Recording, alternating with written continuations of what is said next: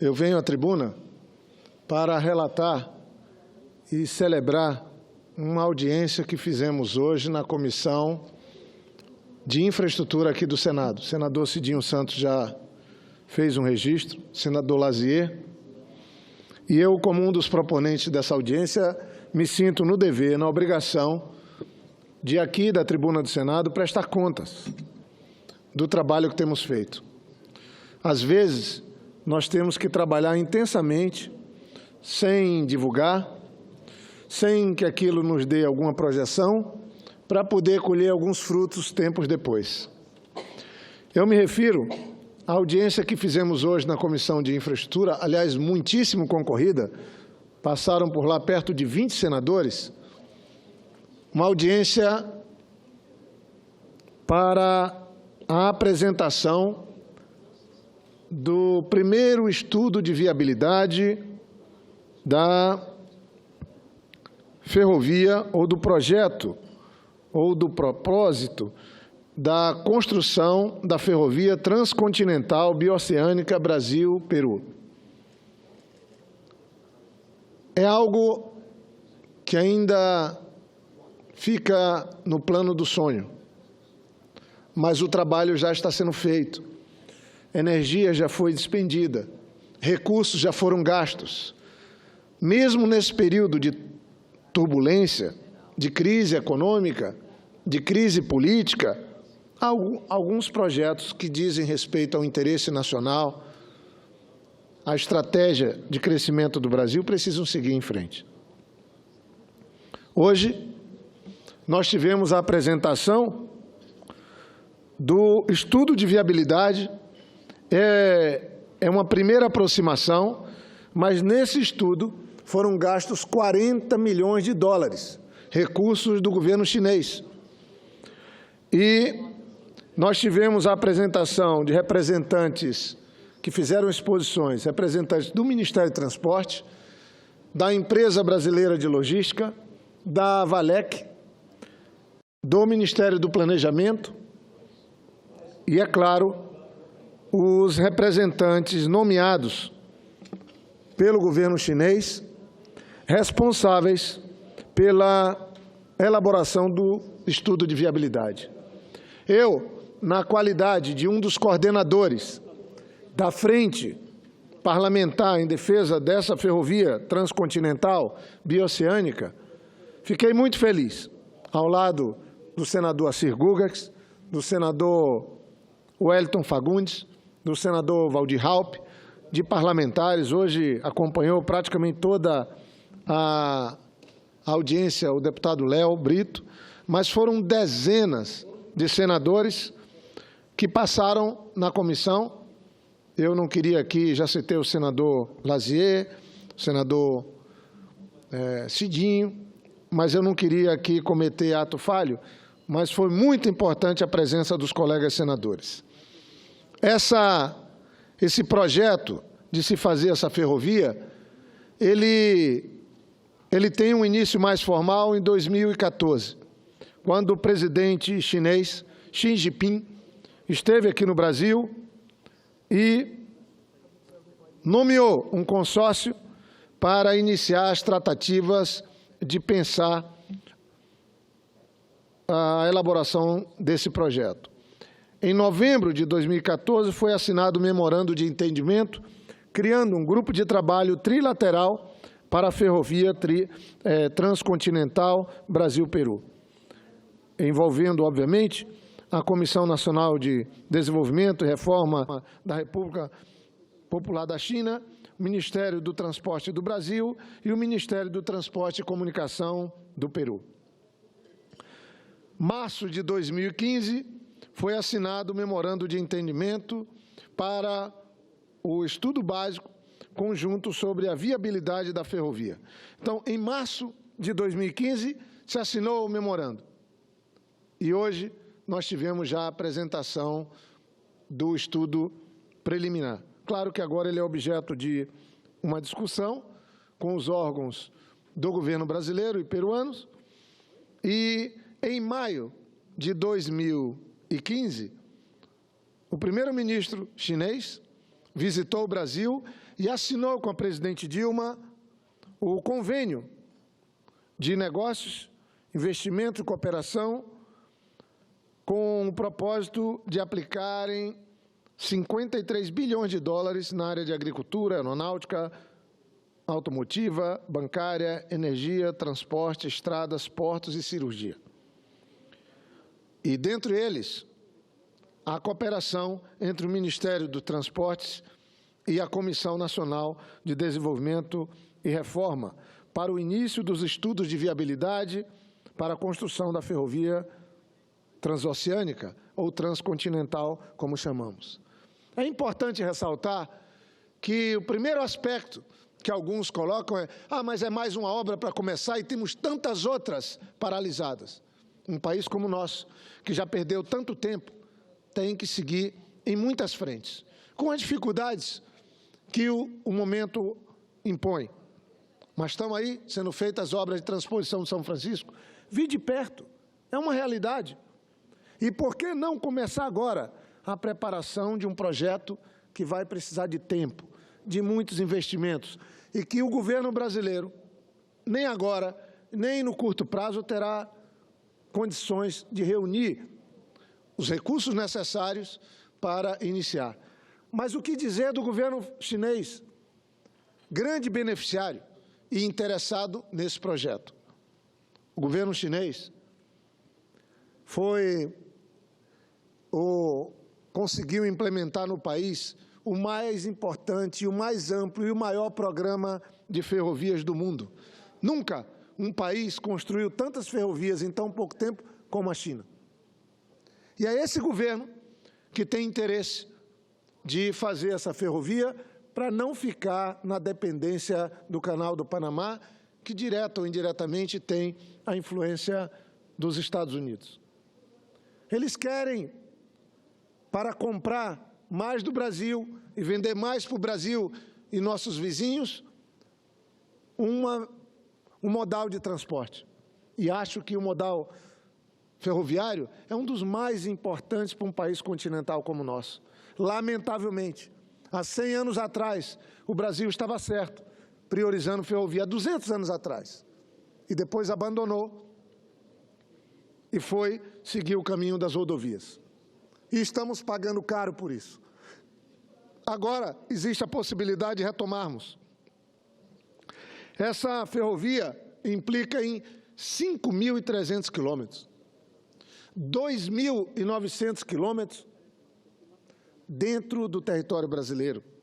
O traçado passa pelo Centro-Oeste, Goiás, vai ao Mato Grosso, segue para Rondônia, passa pelo Acre e vai atravessar o Peru até o Pacífico. No Acre, há 3 possibilidades de traçado. Um por Assis Brasil, outro pelo Central e o outro passando por Cruzeiro do Sul. Alguns podem perguntar, mas por que os chineses estão interessados?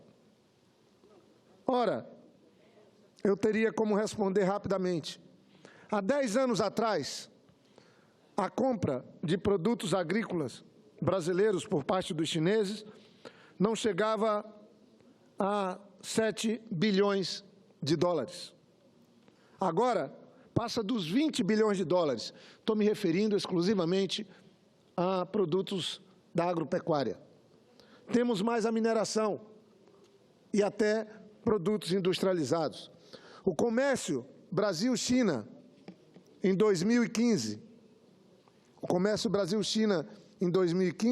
eu posso passar aqui alguns rápidos números. Só exportando para a China foram 35 bilhões de dólares por parte do Brasil. Quase 19% de tudo que exportamos para o mundo foi para a China.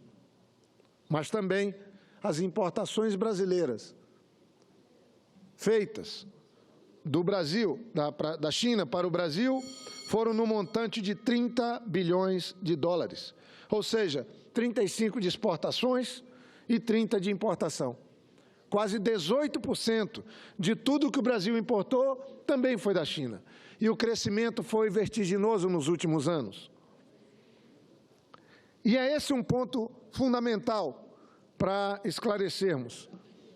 A soja, um dos mais importantes produtos de interesse dos chineses, ela sai hoje do Brasil para a China por 2 portos, o do Pará e o de Santos. E ambos levam a rota passando pelo canal do Panamá. Com essa ferrovia, é óbvio que não queremos apenas a saída de commodities, porque quase mais de 80% de tudo que importamos da China e pagamos 30 bilhões de dólares por ano são produtos industrializados. E eu posso dizer que também mais de 80% do que exportamos são produtos, são commodities, sem valor agregado.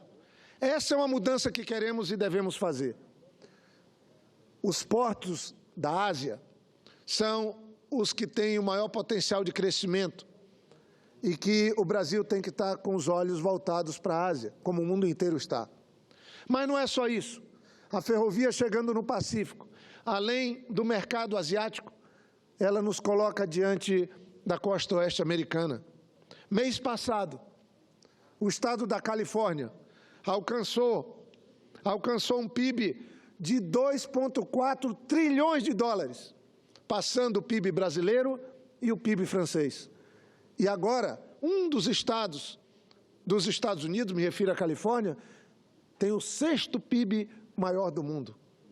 E é isso que vai fazer com que tenhamos nessa ferrovia uma ação, um projeto estratégico para o nosso país. Além da integração dentro do Brasil, além de entendermos que ela corta a Amazônia com uma infraestrutura que causa muito menor dano, incomparável menor dano do que o rodoviário para o meio ambiente. E com isso, nós podemos ter uma infraestrutura adequada para aquilo que eu acredito, que é a exploração sustentável e o desenvolvimento do que eu chamo de bioindústria, uma indústria do século XXI, com a exploração da nossa biodiversidade. Conhecer, pesquisar, usar todas as ferramentas do conhecimento humano para trabalhar e transformar a partir do conhecimento essa biodiversidade em negócios sustentáveis. Esse é um espaço importante. E por que eu sou otimista em relação a isso? Porque o Brasil, eu tive a honra de ser relator, aprovou a Lei de Acesso à Biodiversidade. Aprovou uma lei que reconhece e valoriza o conhecimento tradicional. Mas o Brasil também, eu fui relator também, junto com o senador Cristóvão, da nova Lei de Ciência, Tecnologia e Inovação. São 2 ferramentas que fazem com que o Brasil reúna condição de trabalhar tanto a biodiversidade como a inovação, a ciência e tecnologia, para poder se firmar como uma das maiores nações do planeta. O Brasil tem 20% da biodiversidade do mundo. Cito um dado: 1 quilo de soja vale 0,23 dólares. Mas o Brasil exporta soja para a China e, pasmem, o Brasil importa plantas medicinais.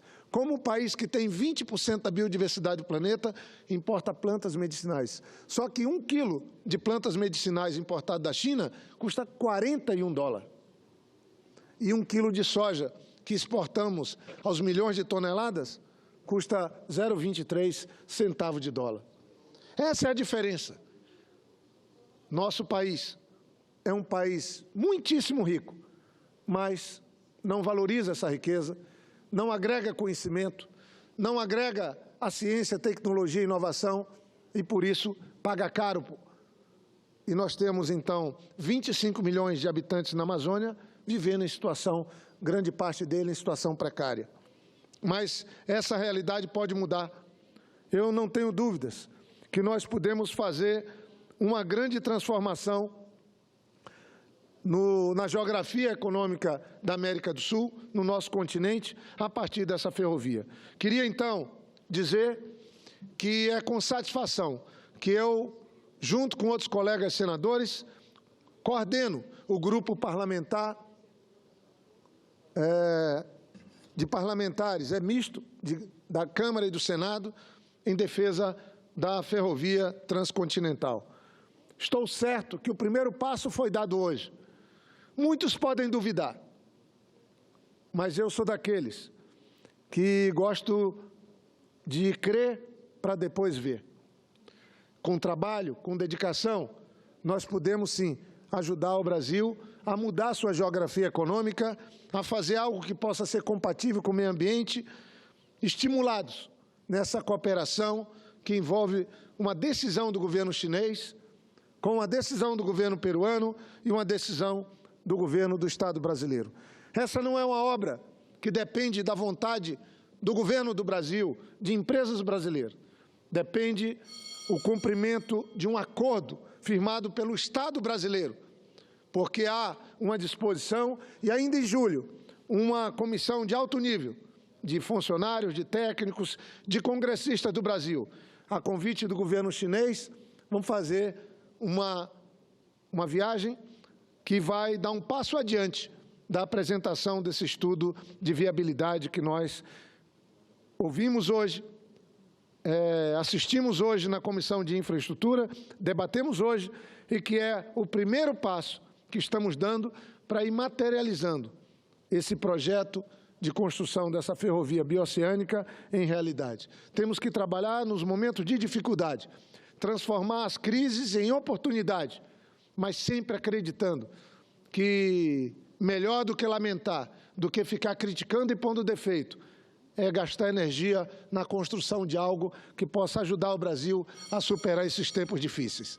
Muito obrigado, senhora presidente, e eu queria aqui dizer que o governador Tião Viana, os governadores de Rondônia, os governadores do Mato Grosso, os senadores de Mato Grosso, de Rondônia, e também me incluo como senador do Acre, estamos empenhados e emanados em fazer com que esse projeto possa caminhar para se tornar realidade. Eu agradeço a todos que participaram da audiência hoje, cumprimento o presidente da comissão, Garibaldi Alves, que nos ajudou a fazer uma das mais interessantes audiências que eu participei na Comissão de Infraestrutura do Senado Federal. Muito obrigado.